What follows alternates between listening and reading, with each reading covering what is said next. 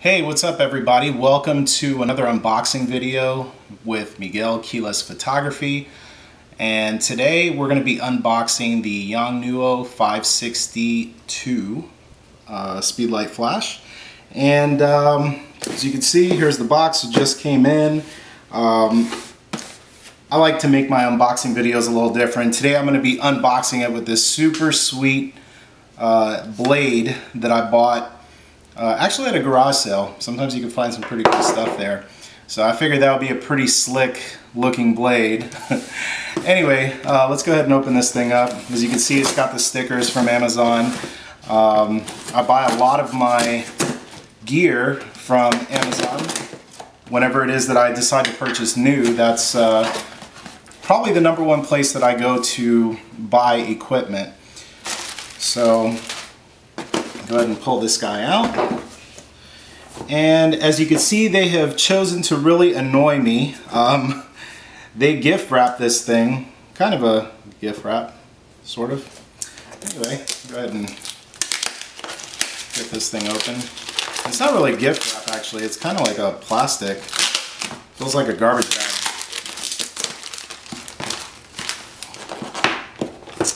Alright, got that. Okay, so here it is, the Yongnuo Speedlite YN560-II. And this is actually the second flash that I've owned from Yongnuo. I have another one, and it's going to be kind of interesting. I've got the other one here next to me, and I'll show you guys some of the possible differences. But let's go ahead and open this bad boy here. And right on top, let's see, high speed, ultra powerful, GN, master control. So yeah, you've got like kind of a little quick user guide. I don't know how helpful this is going to be, but they do have this on the top. It's in English and I guess Japanese on the back, whatever your persuasion is. And let's go ahead and pull this guy out. Actually, before I do that, on the bottom, well, it's got kind of a thick user manual and some QR codes on the back. Who knows where that goes? But yeah, let me just browse through this here.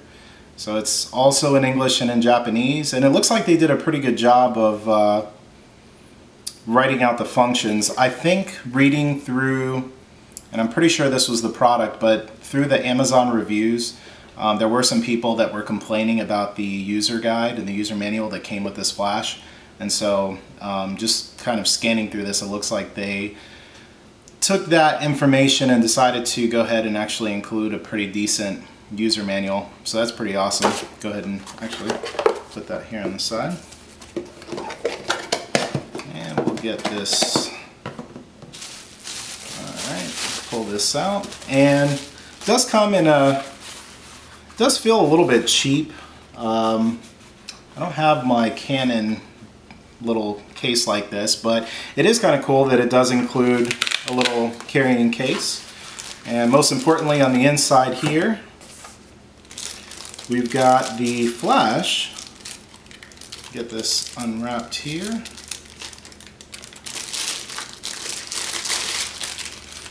Alright, so here is the flash.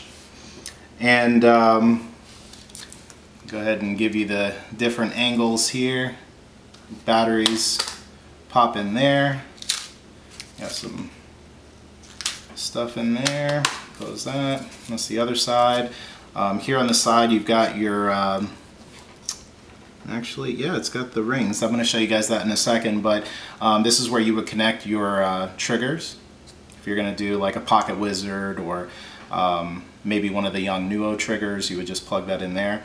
I presume this is for a battery pack. I've never used it, so I could be wrong on that. I'm sure the manual probably says. On the bottom, if you do happen to have, and this is also for Canon and Nikon, forgot to mention that. I know on the Canon, which I've got the 580EX2, where it connects to the camera, it's got kind of a lock mechanism that just slides back and forth. This one, it's just a little wheel. You put it on the hot shoe and just twist it to lock it up. And I'll bring this back out here in a moment.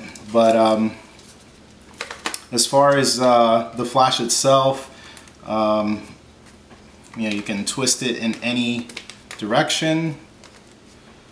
Goes up, goes a little bit backwards. Or you can twist it this way, and of course, you know, go in any direction that you choose. There's a little pull-out here for the diffuser and the little pop-up card to kick some lights back on your subject. On the back, the buttons are very, very straightforward. There's not a lot of like fancy stuff as it is on maybe some of the newer flashes that are out there. So it's really, really easy to use. And just to compare it with the 580EX-II from Canon, you'll notice that the design is actually really, really similar. Obviously the buttons are a little bit different. It doesn't have the wheel. But just in the way that it looks, this is from the side, it's crazy. I mean, sometimes if you reach into your camera bag, let's say you have both of these flashes, depending on how it's positioned, it may be kind of difficult to tell which one you're picking up. They look really, really similar to one another from the, flip these here, from the top. So the other thing too, if you have one of the Stoffen diffusers, they fit on either one. So that's kind of a nice little perk as well. I have an older YN560, and one of the things that I was looking for to see if it was any different is that pop this thing out here. So on the older version, when you would plug in your remote trigger, your Pocket Wizard, there wasn't actually a ring on the inside, so when you try to just twist to tighten it so that the cable doesn't disconnect, the older version, for whatever reason, they didn't include those threads. So, you know, you could just pull it out, which was kind of annoying. I wasn't sure if all the versions were like that. This new one that I just got from Amazon, it does have the threading there. So if you do plug it in, you do have the ability to tighten it, and seems something, you know, seems really silly, but when I got that other one, I was kind of disappointed that it didn't have that. But the new version does have it, so that is kind of a nice little feature that I'm glad they added on. But I'm going to go ahead and pull out some batteries here. Make sure this thing fires up. It's my first time opening this and turning it on here, so let's see if we have any surprises here from China with this with this flash. So batteries are in there. Super easy to turn on. It's just got an on-off button. One thing that I did notice in the beginning is that if you just try pushing the button, it doesn't turn on. You have to hold it down. And there it goes. And it kicks right on. Zooming the flash in and out is really easy. You just hit that zoom up, zoom down, and you can go anywhere from 24 millimeters to 105 millimeters. The power goes from 1/128 to, hold on, I'm hitting the zoom button here. Let me go back. You can go from 1:1 all the way up to, or all the way down, I should say, to 1/128. You've also got on the back of this flash a little music button here, and when you push that button, it will turn on and off the little sound that it makes when the flash is ready to go off. And so I'll demonstrate that really quickly for you. Got my Pocket Wizard +3 trigger, which if you look at my other videos, I've got an unboxing video for that as well. But this is what I was talking about with plugging this thing in. When you plug this in, you could just twist this here, and now this cable doesn't detach. The old version, when you try twisting it, it'll just twist forever because there's no threading in there. And so we'll go ahead and trigger this flash, and just so you can hear it again. So once you hear that sound, it's ready to go. One other thing too, I'm going to disconnect this here really quick. One other thing that, so I was talking about how the old version doesn't have the threading there, And there is a way, if you decide to maybe buy this used off of somebody and you want to, you know, you're curious to figure out which is the new one and which is the old one. I did notice here on my little break, I don't know if the camera will pick that up, but this is the new version, which you can see the color is kind of like an orange, like a yellowish orange. And the old version is more of like a reddish orange. So if you're buying one of these used and you're not really sure, let's say you're buying it on the web, try to see if you can get a picture with the backlight on, because that should tell you the difference. If you see that reddish orange backlight, then chances are the threading is probably the older one where it doesn't connect, doesn't hold very well when you're plugging in one of your triggers. So just a little tidbit of information there. But anyway, one other thing that I did forget to mention in the case here, you've got your little feet that you can attach to the bottom of this flash, and it's kind of a nice thing to use. I mean, I hardly ever use it, but it is included. It does have the tripod threading there, so if you want to hook it up to a monopod, tripod, whatever, it does have the threading on the bottom, which is pretty useful. But once again, this is a really great flash.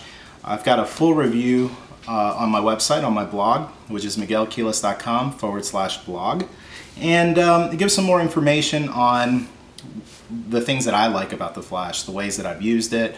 One of the things to keep in mind is that this flash is, for example, this is the 580EX2.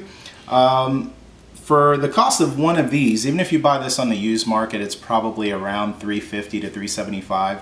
I just picked this up on Amazon for $59. So, I mean, you do the math. I mean, if you've already got one of their flagship ETTL compatible flashes, and you just need something for a quick backup, or you're using it for a studio application, then this flash is perfectly fine. You don't get the ETTL capabilities. However, you know, it's a great manual flash, great price, really hard to tell the difference. I mean, there's videos out there comparing these flashes to the Nikon and the Canon equivalent. I don't know that you could really tell the difference between which is which. You know, if you get this thing out of the box and you start using it, you'll know right away whether you got a defective model or not. This particular one, in middle of September, that will make 1 year that I've been using it. It's all scratched up and everything because it's seen quite a bit of usage, but fantastic flash. And once again, this is the Yongnuo YN560-II. And be sure to check out my blog for other upcoming gear reviews and unboxing videos. Also have some articles on some industry type information for photographers and models and everybody else. Be sure to check out my Facebook page as well, which is facebook.com/Miguel Quiles Photography. And once again, thanks a lot for watching this video. I hope you got some good information out of it, and I'll check you guys out later.